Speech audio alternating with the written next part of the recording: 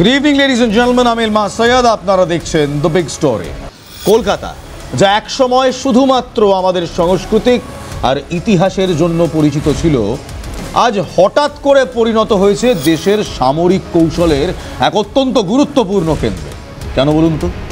কারণ এই শহরের ঘাটে ভিড়েছে দুটি ক্ষেপণাস্ত্রবাহী যুদ্ধজাহাজ, আইএনএস খঞ্জার এবং আইএনএস কোরা। এই জাহাজ দুটির আগমন কি শুধু প্রথাগত প্রদর্শনী, নাকি ইশারা করছে যে দেশের পূর্বাঞ্চলের প্রতিরক্ষার মানচিত্রটাই পাল্টে যাচ্ছে? আজ আমরা দেখব কিভাবে কলকাতা হয়ে উঠছে eastern spear of the nation. কিন্তু তার আগে বিশ্বাস করুন, এই মুহূর্তে দুটি যুদ্ধজাহাজ এখানে রয়েছে। যে জাহাজটি গত 3 দশক ধরে ভারতের জলসীমাকে রক্ষা করছে, সেই মিসাইল গাইডেড করভেট আইএনএস খঞ্জার আমাদের এই কলকাতাতেই তৈরি। গার্ডেন রিচে তৈরি হওয়া এই কুকরি ক্লাস করভেট, যার আরেক নাম নৌবাহিনীর ভেতর গ্রে ফেরারি, কেবল একটি জাহাজ নয়, এটি কলকাতার প্রতিরক্ষা শিল্পের গৌরব। 3 দশক ধরে এটি সমুদ্রের ফার্স্ট লাইন অফ ডিফেন্স। এই আইএনএস খঞ্জার নিয়ে কি কি রয়েছে সেখানে একটা বিশেষ প্রতিবেদন আমরা তৈরি করেছি, আপনাদের দেখাবো কেন হঠাৎ করে দুটি যুদ্ধজাহাজ এখানে। কিন্তু তার আগে একবার জাহাজটা ঘুরে আসি, চলুন। ক্যালকাটা নিউজের বিগ স্টোরি স্পেশাল অ্যাক্সেস পেয়েছিল আইএনএস খঞ্জার ঘুরে দেখার। লেডিজ এন্ড জেন্টলম্যান, আমার সহকর্মী সায়ন্তন ভট্টাচার্যর বিশেষ প্রতিবেদন। ভারতের জলসীমার একেবারে রক্ষা কবচ এই মুহূর্তে শহর কলকাতায় নেভি ডে উপলক্ষে এসে পৌঁছেছে আইএনএস খঞ্জার এবং আইএনএস কোরা। আমি দাঁড়িয়ে রয়েছি সেই 34 বছর ধরে যে ইন্ডিয়ান নেভির সঙ্গে রয়েছে এই আইএনএস খঞ্জার। 1991 সালে এই গার্ডেন ব্রিজ যে শিপইয়ার্ড রয়েছে সেখান থেকেই পথ চলা শুরু হয়েছিল এবং 1991তে নৌবাহিনীর সঙ্গে যুক্ত হয়েছিল এই আইএনএস খঞ্জার এবং 1998 সালে আইএনএস কোরা।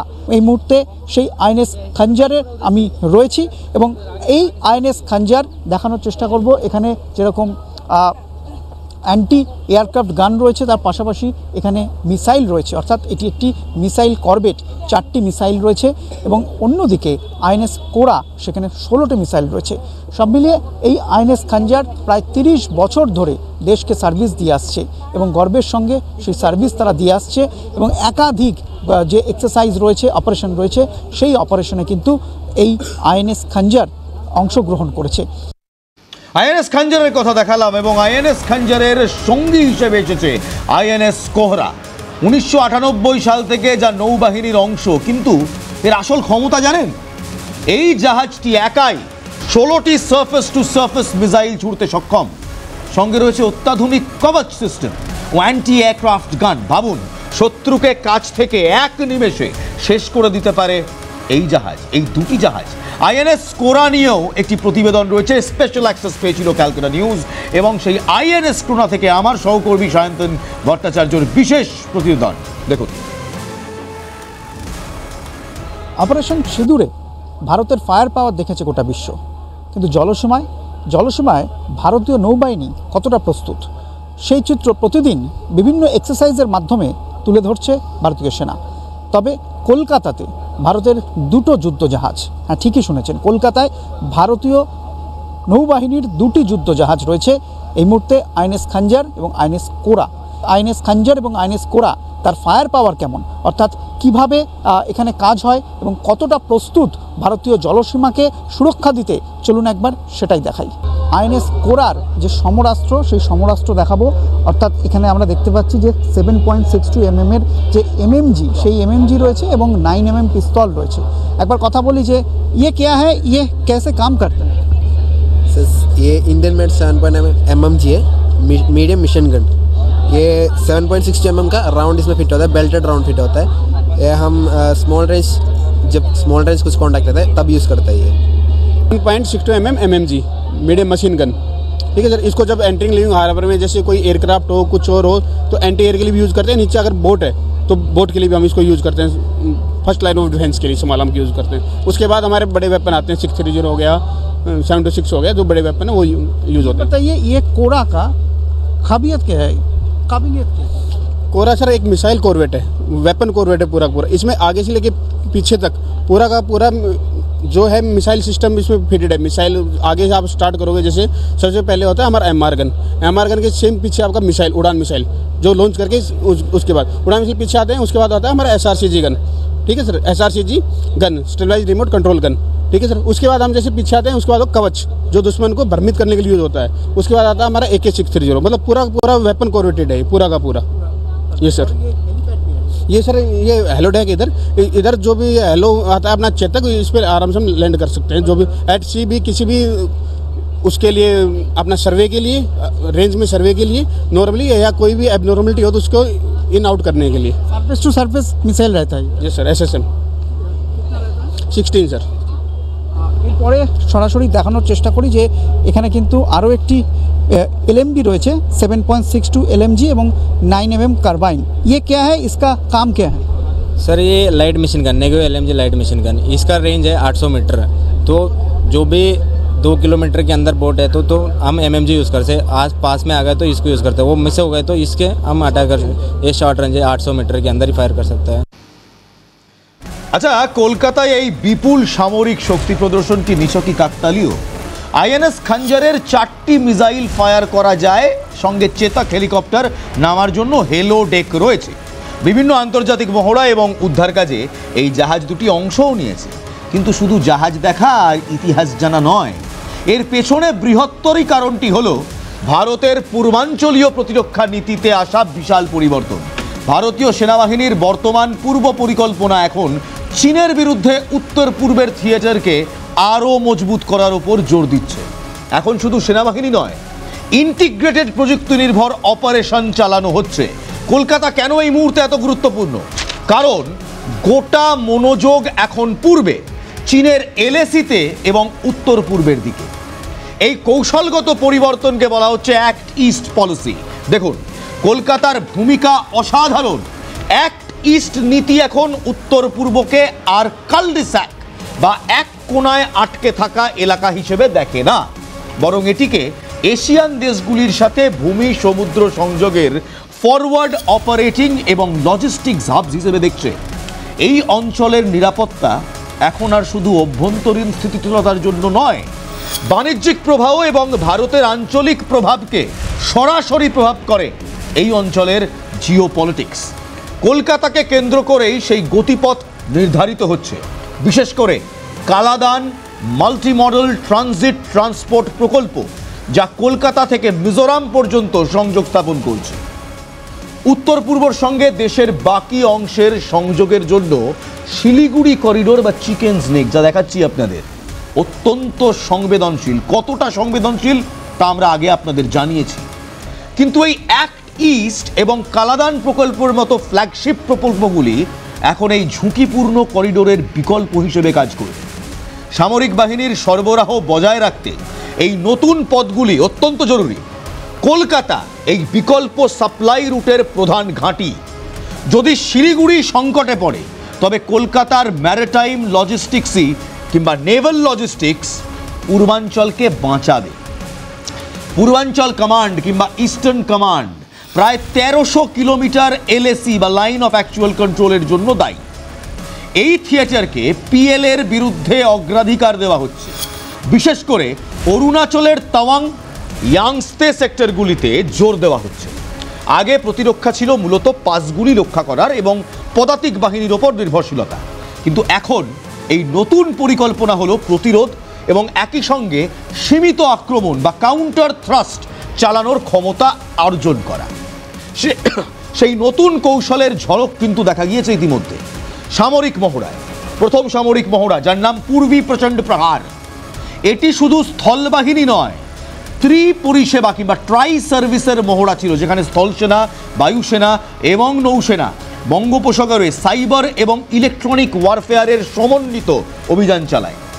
একটি গত বছরগুলির ভালো প্রহার কিংবা বালা প্রহার এবং পূর্বী প্রহারের ধারাবাহিকতা। এর পাশাপাশি নতুন যে রুদ্র ব্যাটালিয়ন কিংবা Rudra brigade, Rudra all arms brigade তৈরি হচ্ছে, এই ব্রিগেডগুলোও কিন্তু অত্যন্ত গুরুত্বপূর্ণ। এই ব্রিগেডগুলি হলো self contained high tempo combat group. একইভাবে দ্রুত প্রতিক্রিয়াশীল যুদ্ধের প্রস্তুতি এরা নিতে পারে। এই রুদ্র ব্রিগেডে organic armour, artillery, air defence, drone সবই থাকছে। অর্থাৎ শুধু স্থল সেনা নয়, ইন্টিগ্রেটেড সেনা। এখানকার কৌশলে সেক্টরাল ডিফেন্সের বদলে ইন্টিগ্রেটেড জয়েন্ট অফেন্সিভ ডিফেন্সিভ অপারেশনগুলিতে জোর দেওয়া হচ্ছে। ড্রোন, নেটওয়ার্কযুক্ত সেন্সর এবং প্রিসিশন ফায়ার ব্যবহার করে ব্যাপকভাবে শত্রুকে পরাস্ত করার জন্য এই ব্রিগেড ব্যবহার করা হচ্ছে। চীনকে কেবল স্থলভাগে আটকাতে কিংবা আটকে না রেখে পূর্বাঞ্চলে একাধিক সমস্যার মুখে ফেলার লক্ষ্য এই রুদ্রা ব্রিগেডের।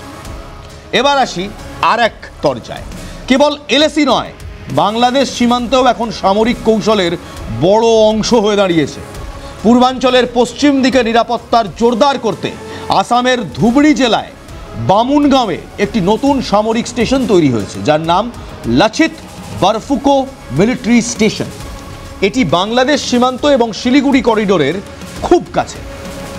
নতুন সামরিক স্টেশনটি বাংলাদেশ সীমান্তে প্রতিরক্ষা ও গোয়েন্দা তৎপরতা, ইন্টেলিজেন্সের জন্য জোর দেওয়া হচ্ছে। এই নতুন ঘাঁটিটি 4 কোরের অধীনে থাকবে। এই পদক্ষেপগুলি দেখায় যে পূর্বাঞ্চলীয় কমান্ড শুধুমাত্র চীনের দিকে মনোনিবেশ করছে না, তারা শিলিগুড়ি করিডোরকে রক্ষা করা এবং বাংলাদেশের অস্থিতিশীলতা বা বৈরী পরিস্থিতিতে মোকাবিলা করার জন্য দ্রুত প্রতিক্রিয়া বাহিনী বাড়াচ্ছে। এবার আসি সেই নৌবাহিনীর প্রসঙ্গে, যা দিয়ে শুরু করেছিলাম। এই বিশাল স্থল কৌশলের পাশে নৌবাহিনীর উপস্থিতি কেন অত্যাচারবশত কিংবা কেন অত্যাবশ্যক?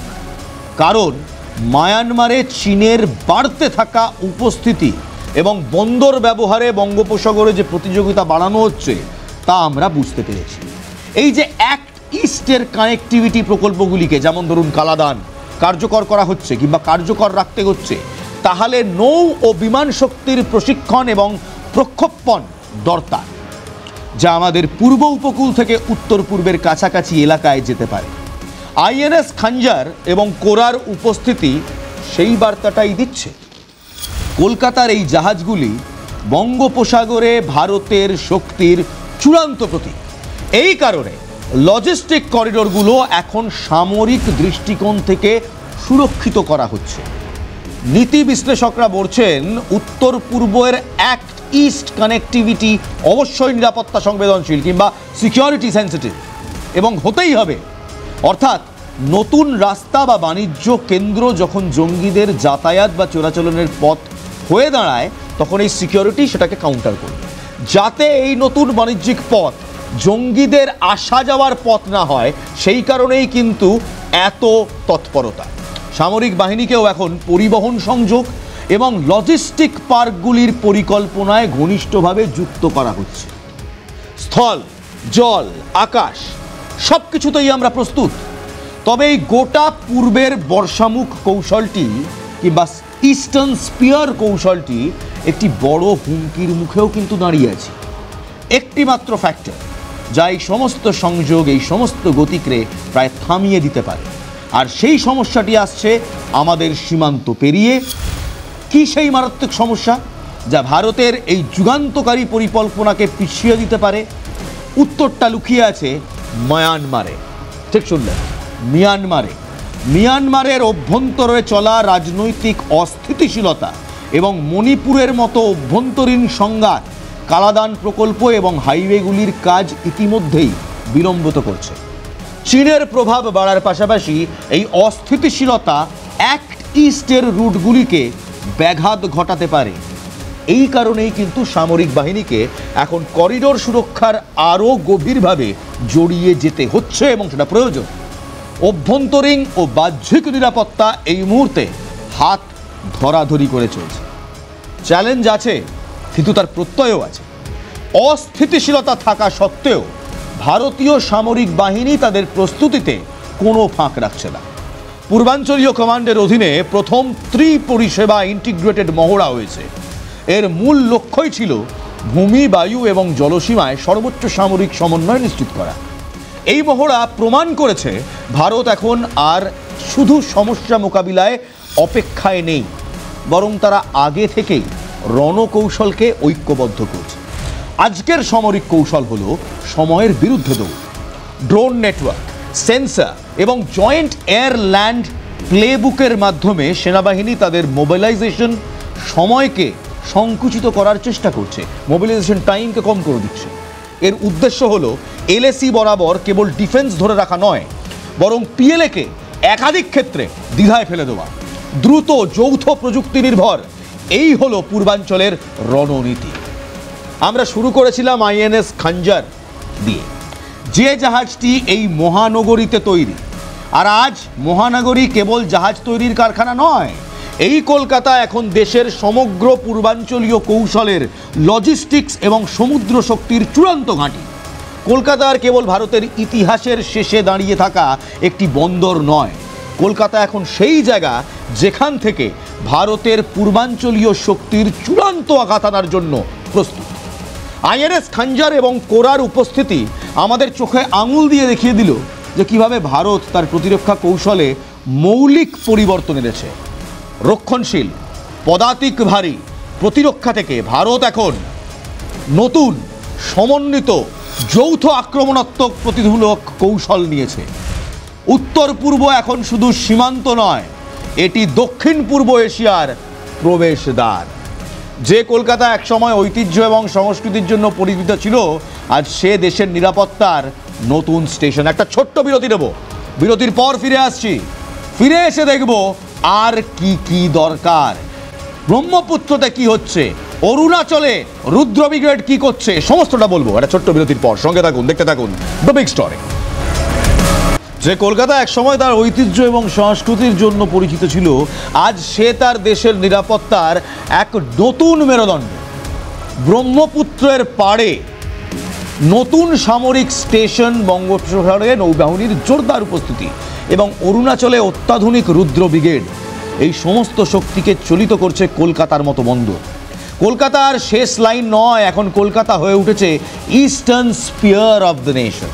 এবং সেই কারণেই কিন্তু দুটো যুদ্ধজাহাজ প্রদর্শনীর ক্ষেত্রে হলেও কলকাতায় পোর্ট কল করেছে আইএনএস খাঞ্জার, আইএনএস খোলা। ক্যালকাটা নিউজের বিগ স্টোরি একটি এক্সক্লুসিভ রেয়ার অপরচুনিটি পেয়েছিল এই দুটি যুদ্ধজাহাজ ঘুরে দেখার, তাদের বিশেষত্ব জানার সরাসরি নৌবাহিনীর কাছ থেকে। প্রথমে দেখাবো আমার সহকর্মী সায়ন্তন ভট্টাচার্যের রিপোর্ট আইএনএস কোহরা থেকে। দেখুন।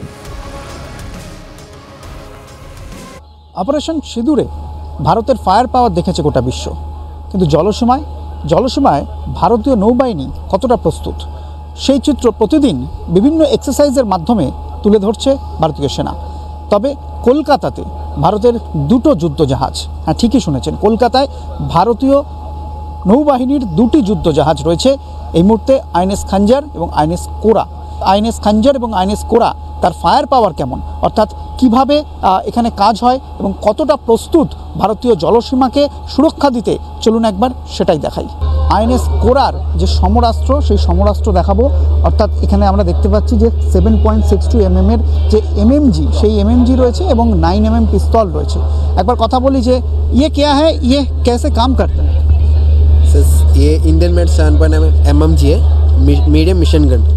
ये 7.62 mm का राउंड इसमें फिट होता है, बेल्टेड राउंड फिट होता है। ये हम जब स्मॉल रेंज कुछ कॉन्टैक्ट रहता है तब यूज़ करता है। ये 1.62 mm MMG medium machine gun, ठीक है सर। इसको जब एंट्रिंग लिविंग हार्बर में जैसे कोई एयरक्राफ्ट हो, कुछ और हो, तो एंटी एयर के लिए भी यूज़ करते हैं। नीचे अगर बोट है तो बोट के लिए भी हम इसको यूज़ करते हैं, फर्स्ट लाइन ऑफ डिफेंस के लिए इस्तेमाल हम यूज़ करते हैं। उसके बाद हमारे बड़े वेपन आते हैं, 630 हो गया, 726 हो गया, जो बड़े वेपन है वो यूज़ होते हैं। बताइए ये कोरा का काबिलियत क्या है? कोरा सर एक मिसाइल कॉर्वेट है, वेपन कॉर्वेट है पूरा पूरा। इसमें आगे से लेके पीछे तक पूरा का पूरा जो है मिसाइल सिस्टम इसमें फिटेड है। मिसाइल आगे से आप स्टार्ट करोगे, जैसे सबसे पहले होता है हमारा एमआर गन के सेम पीछे आपका मिसाइल, उड़ान मिसाइल जो लॉन्च करके उसके बाद उड़ान मिसाइल पीछे आते हैं। उसके बाद आता है हमारा SRCG गन, ठीक है sir, SRCG gun, stabilise remote control gun, ठीक है सर। उसके बाद हम जैसे पीछे आते हैं, उसके बाद कवच जो दुश्मन को भ्रमित करने के लिए यूज होता है। उसके बाद आता है हमारा AK-630, मतलब पूरा वेपन कॉर्वेटेड है पूरा का पूरा। ये सर ये हेलो टैग इधर जो भी हेलो आता है अपना चेतक, इस पर आराम से हम लैंड कर सकते हैं। जो भी एट सी भी किसी भी उसके लिए अपना सर्वे के लिए, रेंज में सर्वे के लिए नॉर्मली, या कोई भी एबनॉर्मलिटी हो तो उसको इन आउट करने के लिए सरफेस टू सरफेस मिसाइल रहता है। जी सर, SSM 16 सर। এরপরে সরাসরি দেখানোর চেষ্টা করি যে এখানে কিন্তু আরও একটি এলএমবি রয়েছে 7.62 एलएमजी এবং 9 mm कार्बाइन। ये क्या है, इसका काम क्या है?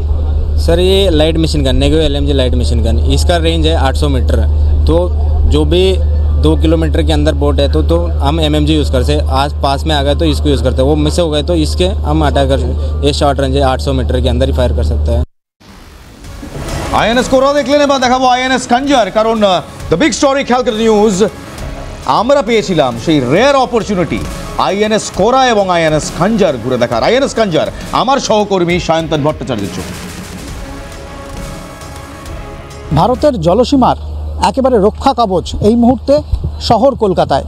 শহর কলকাতায় নেভি ডে উপলক্ষে এসে পৌঁছেছে আইএনএস খঞ্জার এবং আইএনএস কোরা। আমি দাঁড়িয়ে রয়েছি সেই 34 বছর ধরে যে ইন্ডিয়ান নেভির সঙ্গে রয়েছে এই আইএনএস খঞ্জার। 1991 সালে এই গার্ডেন ব্রিজ যে শিপইয়ার্ড রয়েছে সেখান থেকেই পথ চলা শুরু হয়েছিল এবং 1991তে নৌবাহিনীর সঙ্গে যুক্ত হয়েছিল এই আইএনএস খঞ্জার এবং 1998 সালে আইএনএস কোরা। এই মুহূর্তে সেই আইএনএস খঞ্জারের আমি রয়েছি এবং এই আইএনএস খঞ্জার দেখানোর চেষ্টা করব। এখানে যেরকম অ্যান্টি এয়ারক্রাফট গান রয়েছে, তার পাশাপাশি এখানে মিসাইল রয়েছে, অর্থাৎ এটি একটি মিসাইল করবেট। 4টি মিসাইল রয়েছে এবং অন্যদিকে আইএনএস কোরা সেখানে 16টি মিসাইল রয়েছে। সব মিলিয়ে এই আইএনএস খঞ্জার প্রায় 30 বছর ধরে দেশকে সার্ভিস দিয়ে আসছে এবং গর্বের সঙ্গে সেই সার্ভিস তারা দিয়ে আসছে এবং একাধিক যে এক্সারসাইজ রয়েছে, অপারেশন রয়েছে, সেই অপারেশনে কিন্তু এই আইএনএস খঞ্জার অংশগ্রহণ করেছে। যে কলকাতা একসময় শুধু আমাদের সংস্কৃতি আর ইতিহাসের জন্য পরিচিত ছিল, কলোনিয়াল হ্যাংওভার বলা হতো, বিশ্বাস করুন আজ হঠাৎ করে সেই কলকাতা পরিণত হয়েছে দেশের সামরিক কৌশলের এক অত্যন্ত গুরুত্বপূর্ণ কেন্দ্র হিসেবে। অনেকে বলছে লুকিস্ট পলিসির মেরুদণ্ড এই কলকাতা, কারণ এই শহরের ঘাটে ভিড়ছে ক্ষেপণাস্ত্রবাহী যুদ্ধজাহাজ আইএনএস খঞ্জার, আইএনএস কোরা এবং এই শহরই এখন হয়ে উঠছে, এই বন্দর হয়ে উঠছে, কলকাতা বন্দর হয়ে উঠছে ভারতের আগামী দিনের মেরুদণ্ড। ভারতের লুক ইস্ট পলিসি, সেই লুক ইস্ট পলিসির অত্যন্ত গুরুত্বপূর্ণ এই মাটি, এই শহর, আমাদের প্রিয় তিলোত্তমা, আমাদের কলকাতা, যে মাটিতে আমরা বসবাস করছি, যে শহরে আমরা থাকি। বিশ্বাস করুন এই শহর অত্যন্ত গুরুত্বপূর্ণ আজকের দিনে, বিশেষ করে ভারতের প্রতিরক্ষার জন্য। ভালো থাকবেন, ভালো রাখবেন। জয় হিন্দ।